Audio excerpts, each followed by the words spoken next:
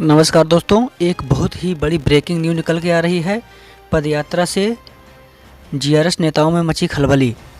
किसी को मजदूर बताना और किसी को राजा, ये उचित नहीं है। जब तक एक बैनर तले सभी मनरेगा कर्मचारी एकत्रित नहीं होंगे तब तक भला नहीं हो सकता है। जाने क्या कुछ कहा एपीओ साहब ने। भाई परशुराम शर्मा जी को बताया मजदूर। मेरा सवाल, क्या इस स्थिति में हो सकता है मनरेगा कर्मचारियों का भला? वीडियो को अंत तक देखें और समस्या को समझने का प्रयास करें। जी आवाज जा रही है? हाँ, नेटवर्क नहीं है क्या? नेटवर्क वहाँ तो है, नेटवर्क है। तब कहीं कट जा रहा है। तो ये कह रहा हूँ कि क्या परिणाम निकला? परिणाम ऐसा है जैसे उस दिन 2 तारीख को जंतर मंतर धरना हुआ। हाँ उसके बाद जो है 2:30 बजे जो है वहाँ से बुलाया है पीएमओ ऑफिस से। हाँ तो उसमें परशुराम शर्मा और जो विवेकानंद जी है राष्ट्रीय महासचिव, हाँ हाँ और 3 लोग गए थे जो है वहाँ पे ऑफिस में। तो वहाँ पे ज्ञापन ले लिए जो है वो जो अधिकारी लोग थे। उसके बाद जो है वहाँ बताया जो है वो जो केंद्रीय ग्रामीण विकास मंत्री सिंह जी, हाँ हाँ उनकी तबीयत खराब है, उनकी स्वास्थ्य होनी थी। हाँ हाँ तो दिल नहीं पाए। तब वही मतलब अभी बाबू हेमंत राव और जी हाँ हाँ तो कह रहे हैं अब देखिए जैसे सब होते हैं बात होगी। फखरुद्दीन जी, मैं आपको बता दूं, जी जी, मैं एपीओ संघ का प्रदेश अध्यक्ष हुआ करता था 5 साल पहले। अरे 5 बरस तक हो रहा। जी जी, विनय द्विवेदी मेरा नाम है।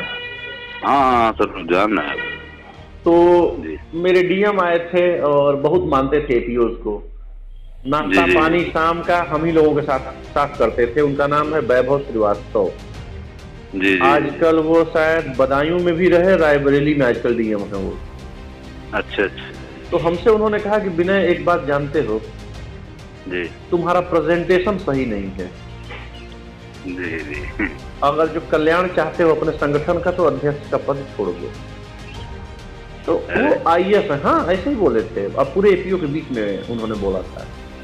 अरे तो अध्यक्ष पद छोड़ दे फिर कैसे कर? अरे तो कोई नेतृत्व करेगा। तो सुनिए ना, उन्होंने जब कहा कि तुम्हारा प्रेजेंटेशन सही नहीं है, तुम अध्यक्ष पद छोड़ दो, तो हमने इस पर बहुत उनका स्वागत किया इस वक्तव्य का कि एक आईएएस ने रीड किया हमको। इसमें घबराना नहीं। और हमने तुरंत जो है अपने पद को छोड़ दिया। और अध्यक्ष जो है हमने विकास श्रीवास्तव को बनाया, सीतापुर एपीओ को। हाँ, और उनके सहयोगी हम और अतुल राय हो गए। जी जी जी, और 3-4 लोग उसमें केवल उनका नाम चलता था। कहीं वार्ता करने के लिए उनको बैठा देते थे हम लोग और पीछे खड़े हो जाते थे। प्रेजेंटेशन उसका बढ़िया है। तो देखिए, परशुराम शर्मा जो है, किसी ने पूछा कि इनको बागडोर दे दिया जाए, तो परशुराम शर्मा में वो क्वालिटी नहीं है। जी जी, फखरुद्दीन भाई, परशुराम शर्मा में वो क्वालिटी नहीं है। जी जी, जो उनको दे दिया जाए। पहला चीज देखिए, जो दिखता है वही बिकता है।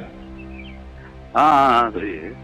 तो देखिए, इन्होंने हमसे सहयोग मांगा था। हमने कहा था कि पूरी सहानुभूति है और पूरा सहयोग है आपके साथ परशुराम भाई, लेकिन बनारस हमारे यहाँ से नजदीक है, लेकिन आ नहीं पाऊंगा मैं।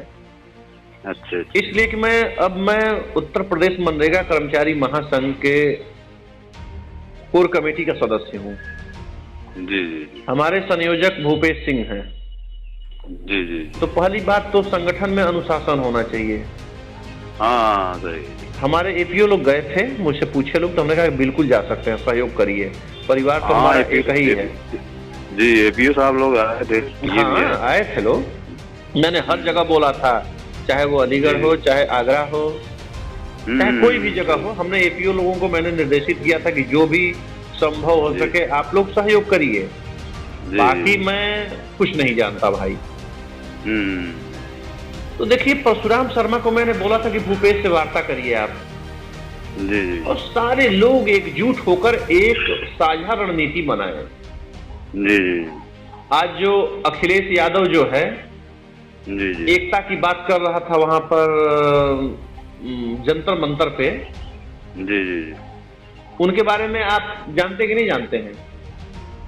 नहीं, उनके बारे में ज्यादा जानते नहीं। अखिलेश यादव के बारे में जान लीजिए। उन्होंने आप लोगों का सिरिंज से खून निकाला और अपना पेट भर लिया। जब पेट भर लिया तो इस्तीफा देके भाग गए। टोपी बेचे 120 रुपए का, 120 रुपए का टोपियां बेचे रोजगार सेवक को, लाखों रुपए कमाए, चंदा धन उगाही खूब किया इन्होंने। और उसके बाद जब पैसा हो गया तो इन्होंने आप लोगों को मैदार में करके छोड़ के भाग गए। आज एकता की बात कर रहे थे, यही अखिलेश यादव, मैं और रघुनाथ पटेल। जी जी। एक हम लोगों ने धरना प्रदर्शन किया था विधानसभा के ठीक सामने। विधानसभा के सामने धरना प्रदर्शन किया। यही जो है अखिलेश यादव हमारे धरना प्रदर्शन को, और यही हुआ कि अब से मनरेगा कर्मी सभी एक साथ चलेगा और एक मंच रहेगा अब हम लोगों का। और यही अखिलेश यादव ने हमारे मंच को धाराशायी कर दिया और बेच दिया अरविंद गोप के हाथों। और ये तो माइक लेकर के ये एपीओ को अटपट भी बोलने लगे। हाँ, यही अखिलेश यादव आज एकता की बात कर रहे थे जंतर मंतर पे। बड़ा हमको हंसी आई, ये बहुरूपिया पता नहीं कहाँ से आ गया। तो ऐसे दगे कारतूतों को बुला करके परशुराम शर्मा ने क्या संदेश दिया? कुछ नहीं। और उनका कोई वार्ता नहीं होगा। इतने लड़कों को परेशान किया। हमने मऊ से भी भेजा था रोजगार सेवकों को। अब बताइए, मायूस होकर चले आए। हाँ, तो मायूस सभी चले गए। अब जो है परशुराम शर्मा और आप दोनों लोगों को मैं कहूंगा कि नई रणनीति बनाने के लिए भूपेश का आप लोग सहयोग करिए। भूपेश जी को चिट्ठी लिखे थे परशुराम भाई। हाँ, तो उसका उन्होंने कोई जवाब भी नहीं दिया। फिर उसके बाद चिट्ठी को वायरल आपने किया? पहले सुनिए सर, उसके बाद परशुराम भाई से पूछ रहे थे जब जंतर मंतर पे, तो उन्होंने कहा मैंने उनके पास लेटर भी भेजा, उनके पास फोन भी किया। अगर जो ना सुनिए पत्र भेजा होता तो वो पत्र को वायरल करते सबसे पहले सुनिए सर हमारे लिए। तो जो उन्होंने बताया उसको हम मतलब आपसे कह रहे हैं जो है। जैसे उन्होंने कहा हमने पत्र भेजा, उस पर कोई जवाब नहीं दिए। कहे मैंने फोन भी लगाया उनके पास, मेरा मोबाइल नहीं उठाया जो है। अब जो बताएंगे वही तो मतलब सुनेंगे जो है। कहा नहीं, हमसे बताया परशुराम शर्मा, मैं तुरंत कॉन्फ्रेंस पर ले लिया था मुकेश को। हाँ, बात सही है। मैं कॉन्फ्रेंस पर ले लिया था, या किसी भी तरीके से बात करना चाहते ना तो बात हो जाती। तो एक इनको समझाइए कि एक मंच रहे, और ये अध्यक्ष वगैरह का ना ये कांटो भरा ताज है। और अब कोई ये चाह रहा है कि हम भी रुपया कमा लेंगे अखिलेश यादव जैसे, तो अब मुश्किल है। ठीक ना? डीपी साहब फिर आ रहे थे लौट करके कि फिर मेरी वर्दी जो है फिर से चढ़ जाए। देखिए, खत्म हो पानी गए न उबरे मोती मानुष चून, एक बार पानी उतर जाने पर नहीं चढ़ता है। हाँ, ये तो बात सही है। और परशुराम शर्मा में वो क्वालिटी नहीं है। देखिए, भूपेश को ना 10 गाली भी दीजिए तो मुस्कुराते हुए आदमी सुनने का क्षमता रखता है। हाँ, सही, ठीक ना? सही बात। तो उस आदमी ने एपीओ को भी मंच पर लाया, टीए को भी लाया, लेखा सहायक को, कंप्यूटर ऑपरेटर को। आज तक ये लोग क्यों नहीं सोच रहे थे? यही आकाश त्रिपाठी है। मैंने इससे एकता की बात किया तो बोला कि एपीओ साहब आप लोगों की कोई जरूरत नहीं है। हाँ, ये सब तो गलत है। जबकि मनरेगा का बिना मनरेगा, उत्तर प्रदेश हमारा इतना बड़ा राज्य, और सबसे बदहाल अगर जो कहीं का मनरेगा कर्मचारी है तो उत्तर प्रदेश का है। क्यों? कि जीआरएस ये समझता रहा कि हम संख्या बल में हैं, मैं ही सब बात मनवा लूंगा। आपकी वेतन बढ़ोतरी हुई, हमारी नहीं हुई। न तो हुई। आप बताइए, आप जो करोगे मैं उसको छीन के ले लूंगा।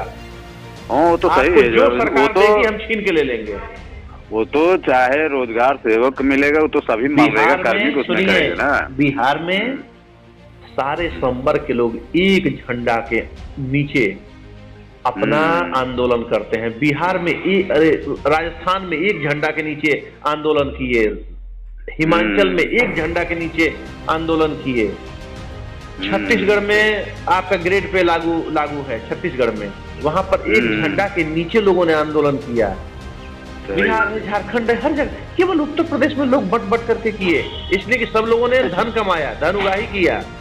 हाँ, धन उगाही करके अपना पेट भर लिए, बाकी भाड़ में जाए।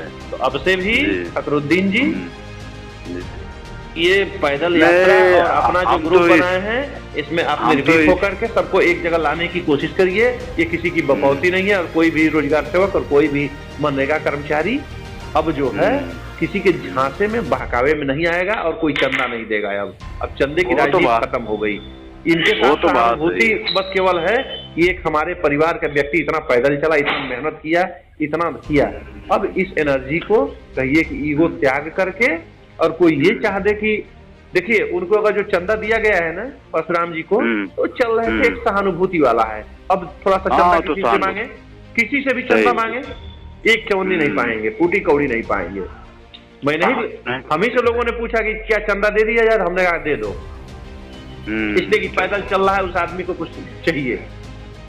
हाँ सही, लोग बस वही लगे रहे कि मतलब जो है पैदल चल रहे हैं, कम से कम जो है चुनावी वर्ष है उत्तर प्रदेश का। सुनिए, उत्तर प्रदेश का चुनावी वर्ष है, सारे लोग एकजुट हो जाइए, अन्यथा कुछ हाथ लगेगा नहीं। ठीक है, हाँ तो एक बार समझाने का कोशिश करिए और अध्यक्ष जो है भूपेश को ही रहने दीजिए। अब भूपेश को देखने के लिए, उनको समझने के लिए बहुत पढ़े लिखे लोग उनके अगल बगल हैं और वो आदमी अभी मिला है। आज तक किसी मंत्री से मिले हो तो बता दें, परशुराम शर्मा, उनके में क्षमता ही नहीं है कि जाके मिल पाएंगे कभी जीवन में। जैसे डीपी शाही था ना, मुंहचोर आदमी, कभी जीवन में कुछ नहीं कर पाया, वही परशुराम शर्मा साबित होंगे, मैं आपको बता दे रहा हूँ। हाँ सही है, मेहनत कर रहे हैं लेकिन थोड़ा जोश में आ जाते हैं। देखिए एक जो है लेबर ही रह सकता है और एक क्रीम पर्सन पढ़ा लिखा वो सारा काम करा ले जाएगा। ये मजदूर के बस के बाहर की बात है भाई साहब। मैं तो बताया कि मैं एपीओ हूँ, लेकिन हमारे जिलाधिकारी महोदय ने कहा कि तुम इस पद को छोड़ दो, हमने तुरंत छोड़ दिया। हाँ तो आप जो है अब उनको कुछ लगा होगा तभी तो कहे। हाँ और क्या, देखे, और हमने इस चीज को हमने रीड किया कि अरे आईएएस हैं और उन्होंने जब हमको पढ़ लिया तो इसका मतलब कि है कुछ बातों में दम। छोड़ो इस पद को, और देखिए हमने तत्काल छोड़ा। सही बात है। तो भाई साहब आप तत्काल जो है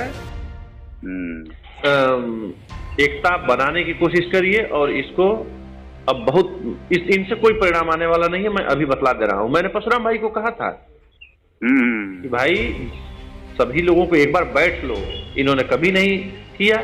अतुल भाई ने चिदानंद कश्यप से बात किया, चिदानंद कश्यप भी गोल गोल घुमा करके और फिर गायब हो गए। तो एक बार समझाने की कोशिश करिए। अपना देखिए अब तो बुढ़ापा आ रही है, वो उमंग नहीं रह गई है फखरुद्दीन भाई। हाँ बात सही है। जो पहले जो स्टेमिना था ना, अब धीरे धीरे आप भी अब थक रहे हो। हाँ सही है, 40-42 साल उम्र हो गई, थोड़ा बचा कुछ है। अब अगर जो हमारे में उस आग को यूज कर लिया जाए इस चुनावी वर्ष में, बस आप उनको बोलिए जब आए लौटे वहां से, दिल्ली में ही है अभी परशुराम की अभी नहीं, लोग अभी 2-3 लोग हैं। हाँ कह दीजिए कि आए, कहीं कुछ उखड़ने वाला नहीं है। चलिए धन्यवाद। ठीक नमस्कार। ओके।